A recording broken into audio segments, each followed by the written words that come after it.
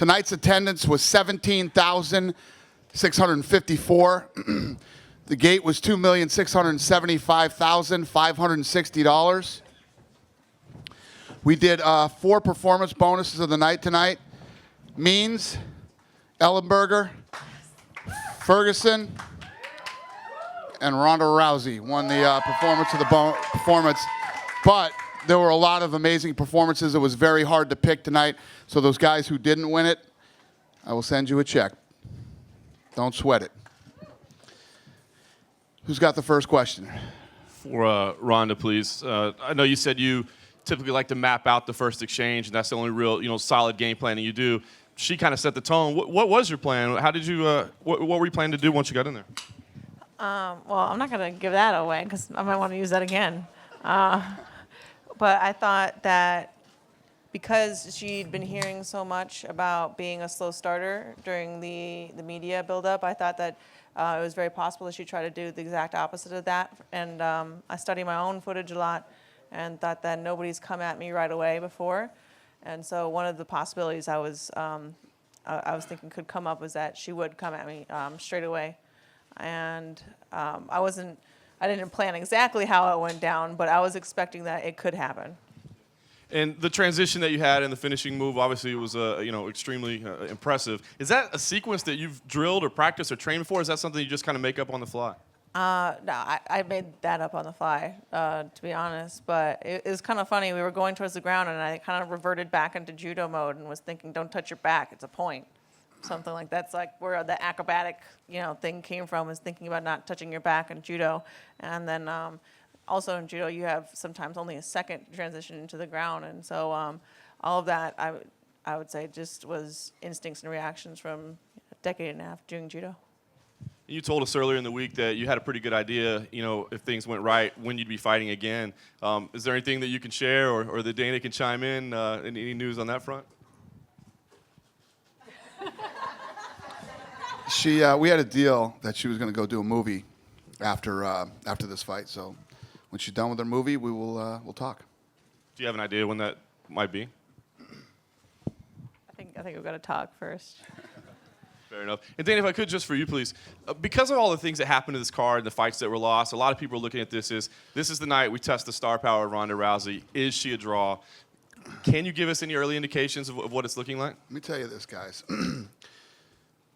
In the history of combat sports, 2 women headlining a card, 2 women co-main event a card, and I think one of the big things to talk about is how stacked this card was and how it started to kind of crumble.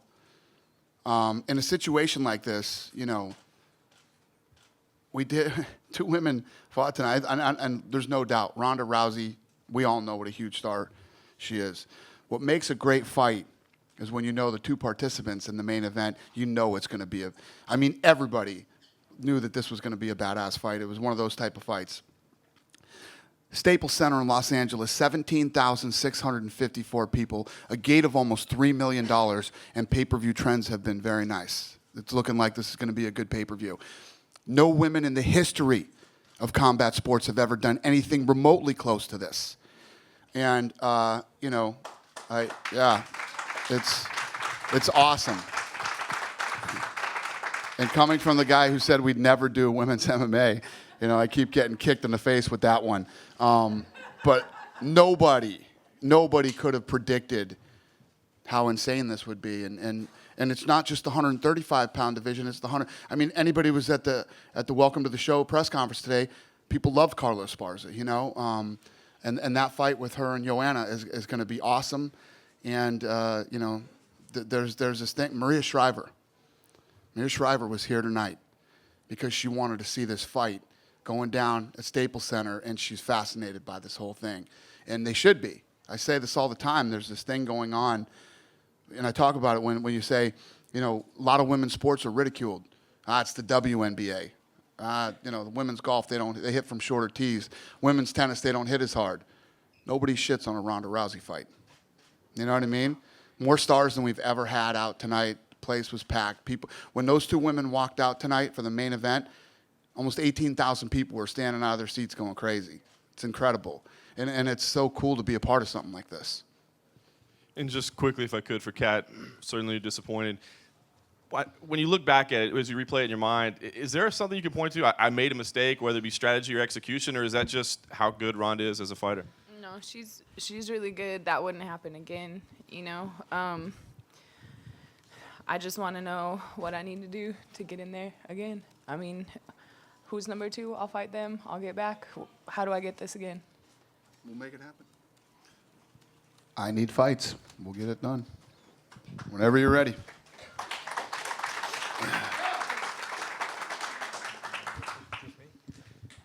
Do you think we're at a stage with Ronda where it's kind of like Tyson was? People, it didn't matter who he was fighting. That, you know, some people say, well, I don't want to see a 14-second fight, but yet the pay-per-views are, you know, are so big. Do you think that that's the kind of stage you're at now with her, that no matter who you match literally with? just had this conversation 5 minutes ago. Yeah, there's no doubt about it. I mean, she is without a doubt that female version of him. And I told her, we just talked about this, and it got to a point with the Tyson thing where, well, tonight, let's talk about tonight. Tonight, you guys have been around the fight game for a long time. There's very few situations where a fight goes 14 seconds and the crowd is cheering and going crazy and like looking at each other with their mouths open. And everybody knows how awesome Ronda is. But everybody was looking at each other with their mouths open because she was fighting Kat Zingano, you know, and this was going to be a tough-ass fight. And Ronda is definitely there. That's exactly what she reminds me of. And, you know, yeah. The answer is yes. I got some long-winded answers tonight. The answer is yes, Kevin. Do you think there's anybody else that you can match her with who would be less than a 20-1 underdog? You know, given that Kat is 10-0 or 9-0 with 8 stoppages, was a 9-1 underdog. Anybody would be under 20 in your opinion? Facing Ronda? Yeah. Yeah, we're going to move her to the men's division and see if the odds will, you know. Yeah, I don't know what to do with this lady. Ronda, Ronda, when was your hip turned to the right when you had the armbar? Was that where the pressure came from? Because that was a little different. Like you kind of twisted your hip to the right. Is that where the pressure was put on? And was that the armbar? Yeah, it wasn't straight armbar. It was down to the side. I was practicing doing it from behind the arm. People usually hug it, and I was practicing trying to like tuck it behind my armpit, but from an entirely different angle, like sitting up. And so when I ended up in that position, face down, for some reason, because I'd been training that so much, I'd never done that armbar from that position before. Really? I never practiced that once. So we thought of another one. And Kat, if you can answer, you said when you talked to Joe Rogan that you saw something with her leg. Can you kind of expand on what it was that you saw and you thought you might be able to do there? It was a knee, and then a throw, and then a scramble, and then my arm was, she was wrapped around my arm, you know, and I don't know. I got caught. I was ready to do a million different things. I plan on getting in a fist fight tonight, not being done in 15 seconds, you know, so I don't know. I don't know what to say. And Jake, I got caught. I'm a better fighter for it. I know what that's like now. Jake, I was wondering if, like as a person that trained at Ronda's gym and you've seen what she does, if you can kind of comment on, you see that dominance that she has as another fighter, like how much respect you have, and kind of is it jaw-dropping to see a fighter that's technically that good and maybe the best fighter in the sport pound for pound? Well, it's by watching how hard she works, it's definitely not a surprise. This is a success she's had, but yeah, she's in this position for a reason. Dana, last night you went and watched Cyborg fight. Is she a possibility as an opponent for Ronda? Why or why not? The thing is with Cyborg is making that weight. I mean, I just don't know if she can make the weight. I mean, we talked about if she could make the weight a couple times, we'd see what we could do. But she fought last night. That fight was vicious, but she's definitely not fighting the caliber of fighters that Ronda's fighting right now, and she'd have to fight at 135 pounds. And there's no way you'd bump Ronda up and weight for it. Why? Why would the champ go there? It just doesn't make sense. She's a 135-pound champion here. She's dominant. She's, the champ doesn't chase other people. If you want to fight the champ, you go to the champ. Did Holly do enough to make herself the best possible candidate for Ronda? Listen, a lot of hype came in around Holly, and what people have to understand for Holly, it's her first time here. It's her first time in the UFC, and I talked to her about this tonight too. I was asking her, I don't care how many titles you've won, how many places you fought. When you come in here, it's a completely different ball game. You burn a ton of nervous energy, you dump some adrenaline, and she went in there tonight and she performed. She slid right into the co-main event position, and she did a great job. Let's let her get a couple of fights and start to feel like the UFC is her house and it's home, and then move up in the rankings, get some fights. She's got some time to get there. And is that the way you feel, Holly, too, that you feel like you'd need a couple more fights before getting in with Ronda? Congratulations to Ronda. That was an impressive win. And really, as a champion, you just don't really see that coming. And Ronda really is, she's very impressive. So I would like to get my feet wet. And I finally got this, first UFC fight over with. I never really pick a fight. I always leave that up to my manager and my trainer. And I'm just really thankful to Dana White and just this opportunity here tonight to be able to come and fight with the UFC. It's definitely an honor. Question for Ronda Rousey.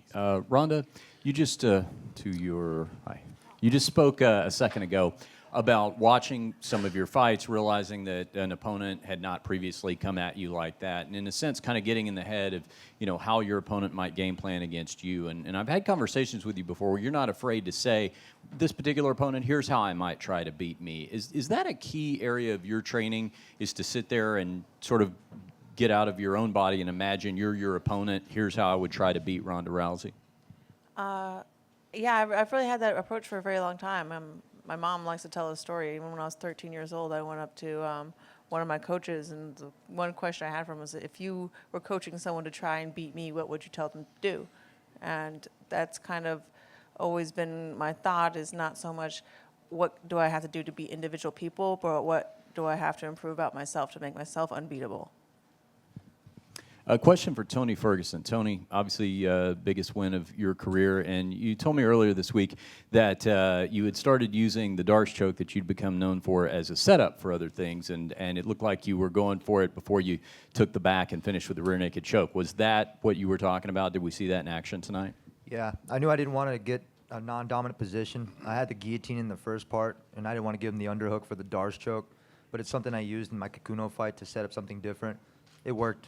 You saw it in there. It worked. And there was also a point when you took his back that it looked like you were looking up at one of the big screens. Were you using that to kind of watch his face to see if he might be close to going out? It looked like you might be looking at the screen. No, I was just keeping calm. I was just looking up, just being patient. One of my coaches, 10 Planet, over in Orange County, Costa Mesa, we went over this before. Stay calm, stay patient, be like molasses on his back, and start counting. Start counting 1 to 10 when I'm taking that choke. And I was already at 5 before he tapped. Lastly, for Jake Ellenberger. Jake, obviously important to get in the win column tonight, but the finish on top of that with that north-south. First of all, when you had that choke, did you sense well before the referee stopped it that Josh might be going out? Because it looked like he was in it for a while. Well, he kept his head down a lot, and I feel like when he was going for a takedown, he was just kind of staying there, holding position. He wasn't really looking to finish the takedown, and he kept his head down. So when I went for the choke, I don't think he really respected it, and went from there. I was trying to put him all the way out. Thanks. Question for Ronda. What did you say to Kat afterward? Over here. Sorry, fighting. What did you say to Kat afterwards? She was down, and I could tell you were pretty devastated after the way that ended. You actually came over to her and said something to her. What'd you say? I said that we should do this again. And I think she definitely deserves another shot. And, sometimes fights just go down like that. I'm lucky to have a lot of experience in judo. And there were times that I walked out and I just got dumped on my head right away. And I just wasn't myself that day. And it didn't mean that I didn't deserve to be in that fight or that I couldn't beat that other person. It was just that for some reason I wasn't there. And I understand that feeling. And I know that what Kat is capable of, and I would definitely like to see more of what she's capable of. Kat, just in that moment when you were down on the ground, what were you feeling? And just I was thinking exactly that. Like, how many tournaments I've been to, how many competitions I've done throughout my life, that you just have that match where you go out and you just get smoked, and it's not right. It's not. I mean, please don't do your little magic and say I'm saying something I'm not. She's good, you know. There's a reason she's champion, but like, I didn't go out there and perform to my best today, and I got caught, and that sucks, and I'm pissed, and I have a lot of respect for her, and it's, you know, I was just stunned and speechless, and, you know, caught in that moment. do you have sort of a sense that it's important for you, but it's also important for the sport for you to push her? Absolutely. You know, I mean, like, some things in life you don't get on the first shot, you know? Some things take a few times. Some things take whatever, but as long as you keep trying and until you get it and figure it out. And crap, you know, like, it's not always the easy road. I don't often get to take the easy road, but, you know, I find my way around. Question for Ronda to your right. Congratulations. Can you speak about setting the record for the fastest finish in a UFC title fight? It was something that you came 1 second within tying in your last fight. Was that something you had given any thought? Was that a record that you wanted to hold, or was it just sort of a nice thing that happened tonight? Well, it was something everybody on my team was teasing me about, but I wasn't taking it seriously. I honestly didn't think that I could top it. My mom got a 1 second armbar in the Austrian Open, though. That's another record I could think about. But maybe Dana wouldn't be happy with me setting that one, but I can still try. And then Dana, not to force you to speak about Cyborg again, but can you just give us an idea as like, you're a fight fan, and obviously after this weekend, seeing what Cyborg did, seeing what Ronda did, that's a fight that a lot of people are going to say, well, this is the fight. That's the fight to make. But yet it seems like you're throwing a lot of water on it. You know, just sort of your... What do you mean by throwing water on it? Well, it seems like... Being honest? Yeah. Yeah. Is it just one of those things where you would like to see it, but you know that it's certain things would have to happen and it's just very unknown? Is that She kind of got to what it is? make the weight. There's nothing unknown about it. It's very known. If she makes the weight, she can make the fight. She looked nowhere near 135 last night. You know, she's got to make 135 pounds. And then, Ronda, if you could speak about it, because it seems like, you know, with Chris fighting one day in front of you, you were asked about her a lot, and of course also you were asked a lot about Kat, but is that something that you're almost sick of, that there's sort of this Cyborg thing hovering over, and obviously you had a lot of respect for the opponent that you were fighting on Saturday, so would you almost like to get that fight out of the way just so that it's not hanging over any of your fights anymore? Well, I really don't feel like anything's hanging over this fight tonight. I think that we took a women's main event and co-main event and sold out the Staples Center. There's nothing hanging over this. I'm very proud of what I did tonight. And people ask me the same questions repeatedly all the time, you know. So, And let me say this. I'm going to say it. She'll never say it. I was waiting to see if she would say it in public. She won't say it in public. I'll say it. She asks me all the time. She's like, I'll fight her whenever she makes 130. She's got to make the weight. She will fight her in a minute if she makes 135 pounds. She wants to fight her. She's not saying it, but I'll tell you. I'll say it. She wants to fight her. You know what I mean? And like it's saying, it's not on Ronda. Ronda's 135 pounds. She's the world champion. She's breaking all these records, and she just said it. Staples Center. She's going all these places. Cyborg has to make the weight. Make 135 pounds, and this fight will happen. I appreciate it, guys. Thank you. I've got a question for you, Ronda. Your coach, Edmund, has said that he thought you were capable of a 5-second knockout. You beat Alexis Davis in 16. Tonight you were victorious in 14. Are you ever able to surprise your own self? You're such a confident woman. Have you ever done anything that surprised yourself? surprise. No. I mean, even in fights, I'll make up stuff off the top of my head that usually, I'm not surprised at all when I'm in a fight because I know they're chaotic and anything could happen.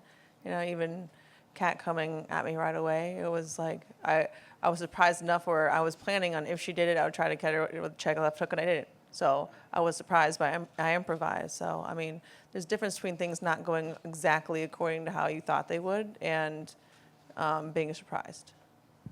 Dana, I have a question for you. A couple, actually. Did I just read lips correctly and say that you leaned over and told Alan Jouban you were going to give him a bonus as well? Oh my God, what are you, FBI? Yeah, these guys, all the guys that I said earlier, Yeah. the guys had great fights and that didn't get bonus, they're going to get. Well, very nice. I spoke to him the other day about the fight in I Louisiana. gotta start talking like the football Yeah, no, coaches. I like our favorite coach. I know is angling for a fight in Louisiana. He's a homeboy there. Is that something you think you could make happen for him? He didn't really take much damage tonight. I have no idea. We'll see. I don't know.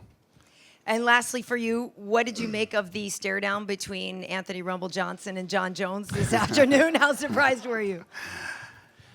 Yeah, they got me. They got me. It was funny.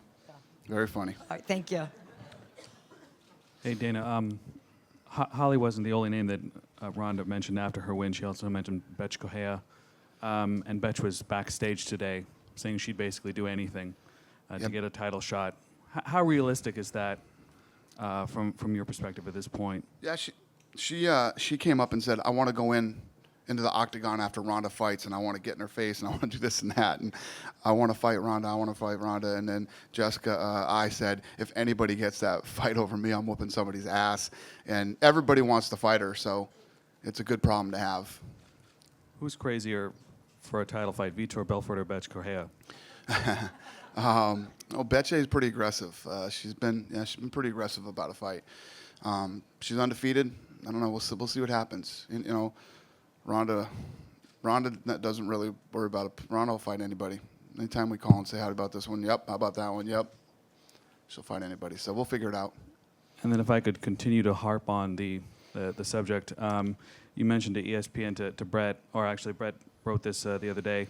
UFC executives were involved in the negotiation of Cyborg's contract extension, but her fight purses are paid for by Invicta. What does that mean? I mean, what does that mean you guys were involved in the negotiation for her contract extension?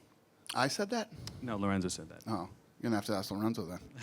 Can you Get out of that one. I mean, what is Cyborg's status with Zuffa at this moment? I don't know. She's Call on. Lorenzo on Monday. Talk to him. Thanks. He's all bummed out. He had one question and I didn't answer it. I'm sorry. Question for Holly. Holly, heard what you said in the cage after you've had a while to think about it. How do you feel about your performances, the good, the bad, and what do you need to improve? Well, I'm never completely satisfied with any fight I've ever had. I always look at it and see what I can do to improve. If there's things that I had to look that I did good, because I try to stay more on the positive side. We worked a lot on takedown defense and clinch work, and I felt fine in those areas tonight. But some of the stuff that I want to do better, I didn't really sit down on my punches like I wanted to tonight. There's a lot of things I want to do better, and I know I'm capable of more, so I'm not 100% satisfied with my performance. But I will take the things that I know I did well and take them with me and try and improve on all the others. Another question for Holly here. I was talking to your team after your fight, and I recalled you saying earlier this week that you get very nervous before your fights. That's something that is normal for you. If you're not nervous, that feels weird. And they said you didn't feel nervous tonight. Is that accurate, and why do you think that is? I felt good tonight. I felt good going in there, but I think that's just been, if I had to look at it as a whole, there's just a lot kind of going into this fight. I usually fight. My average is 4 times a year. In 2013, I had 6 fights in 12 months, and last year I had 1. Because in my fight, I had a broken arm. Then when I had my UFC debut, I got a herniated disc in my neck. So having this be my first UFC fight isn't just the first UFC fight. It's my first time back in after ever having to have any kind of postpone for any injury. I've never had any injuries to take me out of a fight in my entire career. So there's just been a lot. And then, moving to the co-main event, I think there's just been, it's kind of been like one thing after another just really piled on. And so I still felt good. I felt great. I felt healthy. I have no complaints. I had a great training camp. But, and I felt good. The nerves are there for sure. I don't think that, I mean, if I said they weren't, I would just be lying to you. So they were there. And I think I dealt with them okay for how much I kind of felt coming in, but I hope to show something better for you next time. Just a couple more, if I can. I wanted to ask you, Kyle, it's been a long road for you. You haven't been here in quite some time. Two things. Do you think if you don't win that one-night tournament in October that you wouldn't have gotten into the UFC? And is it still a little, people who have been around the sport have seen you with Bigfoot and, Brian Stan with all these guys, but you were kind of on the outside looking in. Does it still seem a bit surreal to be back here, winner's circle with all these great fighters? I can't put words how I'm feeling right now to come back for the organization, In my mind, I should never leave. But anyways, these 7 years, I trained a lot of those guys, and Bigfoot, Brian Stan, and keeping hustling day by day, and I'm here. God reserved something for me, and I think I'm impressed for my performance tonight to take one top guy in the other division, middleweight, and I'm really happy to be here again. And for Ronda, you mentioned that you're going to go out and film a movie next. Which movie is that? I don't know if I'm supposed to talk about it yet. Is this working? Oh, I guess it is. Yeah, I don't know what I'm supposed to say about it yet, but yes, I'm going to make a movie, but I'm not going to say anything about it, I guess. All right. And then last one for Dana. I know you're a big sports fan and boxing fan. You saw the Floyd Super Bowl? Yeah. Floyd, no, I didn't. Oh, no? No, that's old. Oh. The Floyd news makes one think that there could be peace in the Middle East if they could get that done. Cyborg Ronda, the equivalent of Floyd Manny for women's MMA. Does that? Oh, I thought you said Boston fan. Boxing fan. Boxing, yeah. Yeah. Does that make you say, Floyd, listen, we need to get this done? What I don't want to do is shit on the Floyd and Manny fight. No, I'm not. I'm buying tickets to the thing. I want to We're go not- to it. It should have happened 5 years ago. But it inspires everyone to think that things could get done because that felt like they were moons apart. So do you feel But the like difference is, guys, you, ESPN, guys, those two are both making the weight. It's not a weight issue. This is a serious weight issue here. That's the issue. You know what I mean? If Cyborg fought last night and she was 135 pounds, yeah, we'd be talking about this right now. Did you speak to her last night? Did you have a chance to talk to her? I did not. I know you don't want to talk too much about her deal, but I want to ask if you can confirm. I don't this. know anything about a deal with her. Well, what I heard was the deal that she has with Invicta is 145, which was last night. The second fight would be 135 in July, and then she would come to the UFC if she can make that 135. Well, then you know more than me. What are you asking me then? Can you confirm that? I don't know. It's not from you. He just asked me the same question. Did you just get here? No. Well, I didn't. Did you not hear him ask me that question? Exactly the same. I mean, not with those details. Does anybody else want to ask me this question? No? No. No? That's it? Well, no, I wanted to know if you can confirm that was the plan. I just told you. I don't know. Okay. You and him can three-way call Lorenzo on Monday. What's his number? Can you tell us his number? Thank you. Thanks,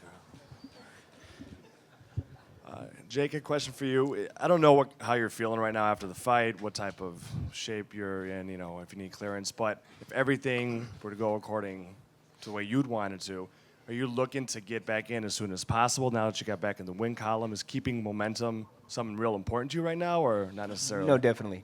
I want to stay active. I've had times in my career where I've been out for a year, and it's tough. It's tough to come back. So I'd like to stay active. I didn't take any damage tonight. So yeah, I'll talk to Dana and see what's next. Thanks. And a question for Holly. Holly, did those nerves you're talking about go away once you were in the middle of a scrap, or do you feel them kind of just all the way through? I mean, once the first punches are thrown, I think any fighter will tell you you're finally just into it. The walkout's over, you're in there. The first punches are thrown, you're in the fight, and it's fine. There's still that little bit that was behind me, like, oh man, I really want to live up to what everybody else is expecting, but I really don't want to, push myself into a bad position. So it was just kind of, that's kind of in your mind the whole time. I didn't really, I wasn't really thinking like, am I nervous still? Am I not? So my mind really wasn't there. But I'm just, every fight gives ring experience or cage experience. This is my first octagon experience, and so I feel like I'll feel more settled in the next fight. it's not any kind of excuse or anything like that. I felt fine when I was in there. I just, in any stage, whether it was there or in practice, I feel like there's room to improve always. I don't ever feel any different. I leave practice in the gym and I think, oh man, I still didn't do everything I wanted to do today. And that's just kind of where I am right now. I just always want to improve and get better. For me, I want to feel satisfied someday. I don't know if I ever will, but someday. Thanks. One last question, if I can, for Hukao. Do you want to stay at middleweight, or do you want to go back to welterweight now that you don't have a short notice thing? I'm probably gonna plan to come down to welterweight. We'll take one more question. All right, we'll take two more. We'll get you two, Dave. I'll answer why Brock Lesnar was here tonight. I know that's what you're going to ask me. I have a question for Jucão as well. I just want to know, like, can you talk about the submission itself? Like, how did you feel that he was already sleeping? Because you actually told the referee, if I'm not mistaken, right? Yeah, I felt when he passed out, and I called the referee and tell him he's passed, and the referee took a couple seconds to break the fight, but I felt, he's passed in my arms, and I let it go. And I'm happy. The boss told me, don't got the performance, but something good's coming.